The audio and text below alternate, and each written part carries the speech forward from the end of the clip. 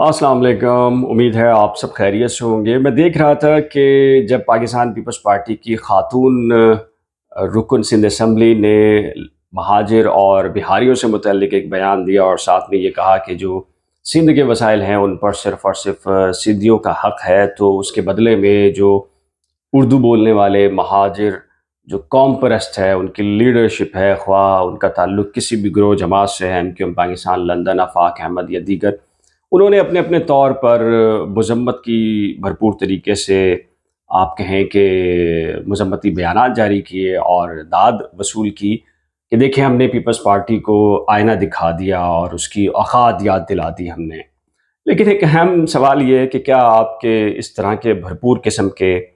मज़म्मती बयानात से आप Pakistan peoples party की जो तेज़ी के साथ पेशकदमी है शहरी सिंध बिलखसूस जो कराची के वसाइल,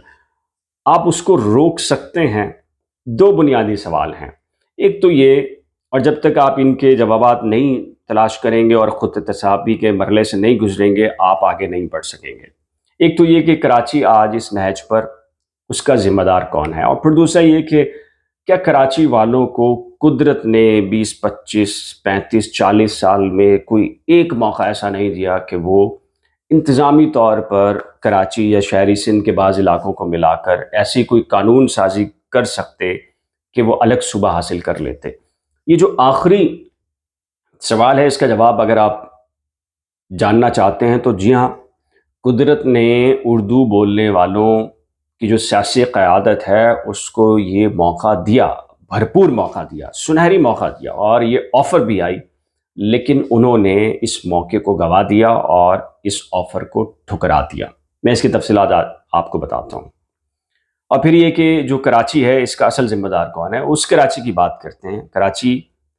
उस कराची की, जी हाँ, जब ये दारुल हकूमत था और अयूब खान ने ये फ़ैसला किया कि दारुल जो हुकूमत है वो इस्लामाबाद मुंतकिल करना है। चूँकि जो कराची इसका तक़सीम जो हिंद हुआ क़याम पाकिस्तान के बाद से जो स्टेटस था, जो आज इस्लामाबाद का वही था, तो वो स्टेटस ख़त्म होना था या इंडिपेंडेंट आप सूबा या फिर जो दही सिंध जो आज शक्ल है सिंध की उसके साथ मर्जर। मर्जर की जब बात हुई तो आपको पता है, जो इस वक्त बुजुर्ग देख रहे होंगे वो इस बात की गवाही देंगे कि एक हड़ताल हुई थी मर्जर के खिलाफ, यानी कि मौजूदा दही सिंध और कराची को मर्ज किया जा रहा था, तो एक हड़ताल हुई थी और वो बताया जाता है कि 3 दिन तक हड़ताल जारी रही। और वो हड़ताल उर्दू बोलने वालों की तरफ से नहीं थी, वो हड़ताल सिंध के कौम परस्त रहनुमाओं की जानिब से थी। उनका ये मुतालबा था कि जो इस वक्त ही सिंध है उससे कराची के साथ मर्ज ना किया जाए, और लॉजिक और वजह ये थी कि वो ये समझते थे कि कराची आला तालीम याफ्ता, एक आला रिच किस्म की उसकी तहज़ीब, उस और फिर मजबूत किस्म की इकॉनमी, और वो ये समझते थे कि ऐसी सूरत में जब ये आला ओहदों पर हैं, आला तालीम याफ्ता है, आला आप कहें कि मईशत मजबूत रखते हैं, तो फिर अगर ये मर्जर हुआ तो उसकी सूरत में दही सिंध महकूम बन जाएगा और ये हाकिम बन जाएंगे। लेकिन आगे करना ये हुआ कि मर्जर हो गया।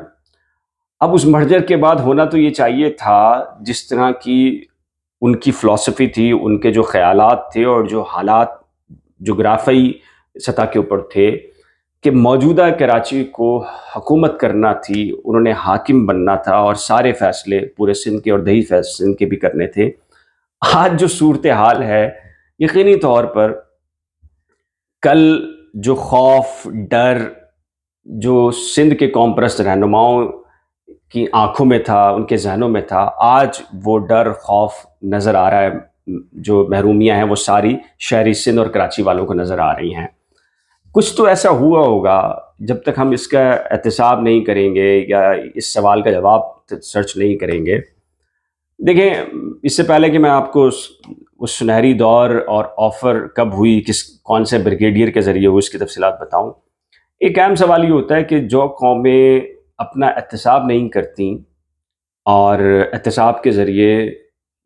दुरुस्त सिमत का तयन नहीं करती, फिर वहाँ बेहतरी की कोई गुंजाइश नहीं होती, और ख़ासकर जहाँ खुद एहतसाबी का जो अमल है वो करीब से ना गुज़रे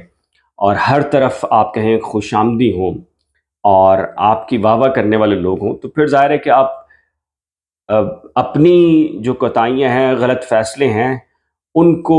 سر تسلیم خم کرنے، اس کو ماننے کے بجائے آپ ذمہ داریاں ڈالتے ہیں، اس پر ڈال دیں گے، آپ اس پر ڈال دیں گے، اور تاریخ کو مسخ کر کے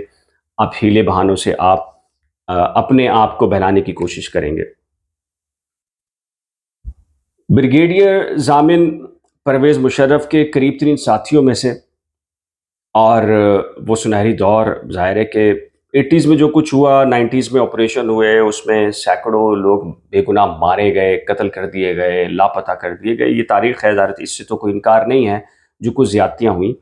لیکن ان سب کے بعد ایک موقع تو قدرت نے دیا اردو بولنے والوں کو، کراچی والوں کو، اور وہ پرویز مشرف کا دور تھا۔ اس پر ہی بات کرتے ہیں، مصطفیٰ کمال صاحب کے جو ترقیاتی کام تھے، یا اس پر بھی بات ہونی چاہیے۔ بریگیڈیئر ضامن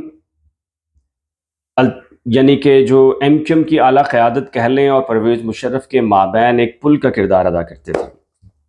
اور جو بریگیڈیئر ضامن ہیں انہوں نے کس طرح یہ آفر پہنچائی، چونکہ جو فارمولا ابھی اسٹیبلشمنٹ کے ذہن میں کہیں پر ہے، وہ کوشش میں مصروف ہے کہ پیپلز پارٹی کو مائنس کرے۔ مشرف نے یہ اس وقت مائنس پیپلز پارٹی کیا، بے نظیر بھٹو جلا وطن تھی اور اس کی قیادت تتر بتر تھی، سندھ اسمبلی میں ان کی اکثریت تھی، لیکن اس کے باوجود الباب غلام رحیم وزیر اعلیٰ تھے، لیکن عملاً صوبائی حکومت ایم کیو ایم کی تھی، میئر بھی ایم کیو ایم کا تھا، وزیر اعلیٰ بھی ان کا تھا، گورنر بھی ان کا تھا، اور وفاقی حکومت بھی تقریباً ان کی تھی۔ یہ تو ہے وہ انتظامی معاملہ۔ اس کے علاوہ جو آئی ایس آئی کا سیکٹر کمانڈر ہو، آپ کہیں کور کمانڈر ہو، آپ آئی جی سندھ ہو، ایس ایچ او ہو، ایم کیو ایم کی مرضی کے بغیر سوال ہی پیدا نہیں ہوتا کہ وہ کچھ کریں۔ ایسا سنہری دور، چلیں آپ کہہ سکتے ہیں کہ مشرف نے یوز کیا یا فیسلیٹیٹ کیا، لیکن کیا مشرف نے آپ کو یہ آفر نہیں کی؟ ممکن ہے بہت سارے لوگ اس کی تردید کریں اور حالات کو کچھ اور بیان کریں کہ ایسا نہیں، ایسا ہوا تھا۔ چلے جب وہ بیانات تردید آئے گی تو پھر کچھ اور حقائق بھی رکھیں گے سامنے۔ جی ہاں، مشرف نے آپ کو یہ بھی آفر کی کہ آپ، اور وہ قانون بھی بیان کیا اور وہ شک بھی بیان کی، آپ کو بتایا کہ اس میں اگر ترمیم کر لیں تو پھر آپ جو کراچی ہے، شہری سندھ کے بعض علاقوں کو ملا کر اس کا انتظامی کنٹرول حاصل کر سکتے ہیں، اور ہدف وہی تھا، پیپلز پارٹی مائنس فارمولا۔ لیکن آپ نے اس موقع کو آپ نے گوا دیا۔ اب ظاہر ہے کہ اب اردو بولنے والوں کی جو قوم پرست قیادت ہے، اس کے سامنے جب یہ سوال رکھا جائے، پوچھا جائے، تو ایک ذمہ داری کوئی اس پر ڈالتا ہے، کوئی ذمہ داری اس پر ڈالتا ہے، پھر کہتے ہیں کہ جی ہم نے بڑے ترقیاتی کام کیے۔ اب مصطفیٰ کمال صاحب کلیم کرتے ہیں کہ انہوں نے کام کیا، اور جو ایم کیو ایم لندن وہ کہتے ہیں کہ نہیں، چونکہ مصطفیٰ کمال کو میئر الطاف حسین صاحب نے بنایا تھا اور سپرویژن تو الطاف حسین صاحب کی تھی، اگر مصطفیٰ کمال نے تھوڑی کام کی، وہ کام تو الطاف حسین صاحب نے کیے۔ خیر جس نے بھی کیے، یا نعمت اللہ خان نے زیادہ کام کیے، اس بحث میں نہیں پڑ رہا ہے۔ کون سے کام کیے اس سنہری دور میں؟ آپ نے سڑکیں بنائیں، پل بنائے، آپ نے اسی نوعیت کے سارے کام کیے، اور یہ وہ سارے کام تھے جو پیپلز پارٹی نہیں کر رہی۔ پیپلز پارٹی وہ کام کر رہی ہے جو اسے کرنا تھا، یا سندھ کے قوم پرست وہ کام کر رہے ہیں جو اصل میں قوموں کو بنانے کے لیے کیے جاتے ہیں۔ صحیح یا غلط اس کی بات نہیں کر رہا، لانگ ٹرم بنیادوں پر۔ وہ ہوا، مصطفیٰ کمال صاحب گئے، نعمت اللہ خان گئے، مصطفیٰ کمال صاحب گئے، اس کے بعد 3 4 6 سال کے بعد وہ سارے پارک اجڑ گئے۔ اجڑنے تھے، ظاہر ہے کہ مینٹیننس ہونا لازم ہوتا، سڑکیں اجڑ گئیں، اور سارا آج سارے کے سارا انفراسٹرکچر آپ کے سامنے ہے۔ جو قوموں کی ترقی کے لیے جو کام درکار ہوتے ہیں، انسٹیٹیوشن بنانا، انسٹیٹیوشن میں اپنے لوگوں کو نہیں، اپنے قابل لوگوں کو وہاں پر بٹھانا، دو مختلف چیزیں ہیں۔ اپنے لوگوں کو بھرتی کرنا اور اپنے قابل لوگوں کو بٹھانا دو مختلف چیزیں ہیں۔ ایم کیو ایم نے یہ کام تو نہیں کیا، انتہائی معذرت کے ساتھ ہزاروں کی تعداد میں نوکریاں دیں، لیکن وہ نوکریاں میں ذاتی طور پر کے ایم سی کے ہر ڈپارٹمنٹ کے اس وقت کے ہیڈز کو جانتا ہوں، جو 4 5 6 گریڈ کے تھے، ان کو 18 گریڈ پر، صرف اور صرف اس وجہ سے کہ وہ آپ کی تنظیم کو، یعنی کہ اس کو اسٹرانگ کر سکتے ہیں، اس میں معاونت کر سکتے ہیں، اور آپ جیسا کہیں گے ویسا کریں گے، آپ نے وہاں بٹھایا۔ اور اس کی صورت میں انہوں نے وہ ڈپارٹمنٹ نہیں چلا پائے، وہ ایسے کام نہیں کر پائے کہ دیر پا آپ کی حکومت ختم ہونے کے باوجود ان کے رہتے ہوئے آپ کو دیر پا فوائد مل سکے۔ پھر دوسرا یہ کام کہ سارے کام تو کیا آپ نے پارلیمنٹ کے اندر ارباب غلام رحیم کی پارلیمنٹ کے اندر ہوتے ہوئے 18ویں ترمیم بھی نہیں تھی نا اس وقت، تو آپ صوبہ بنا سکتے تھے۔ آپ نے کون سا کام کیا؟ کون سی آئینی آپ نے کوئی چیز کی؟ پھر دوسرا آپ نے کتنے کالجز، کتنے یونیورسٹیز اور مجموعی طور پر قوم کی جو تعلیمی قابلیت ہے اس کو بڑھانے میں کردار ادا کیا؟ یہ وہ سوال ہیں، مجھے ابھی بھی یقین ہے کہ بیشتر بہت کم لوگ سنجیدہ ہوں گے جس کو اس خود احتسابی کے مرحلے سے گزرنا چاہیں گے اور کہیں گے کہ ہاں غلطیاں ہوئی ہیں، ورنہ تو یہ ہوگا کہ جی دیکھیں وہ غدار تھا اور وہ غدار تھا، اس کی ذمہ داری تھی اور اس کی ذمہ داری تھی اور اس نے یوں کر دیا تھا، اس نے یوں کر دیا تھا، ہم ذمہ دار نہیں ہیں۔ بیشتر کا یہی رویہ ہے مجموعی طور پر، اور جب تک آپ اس رویے کا شکار رہیں گے اور یہی بات کرتے رہیں گے تو پھر ظاہر ہے کہ آپ آگے بڑھنے ہیں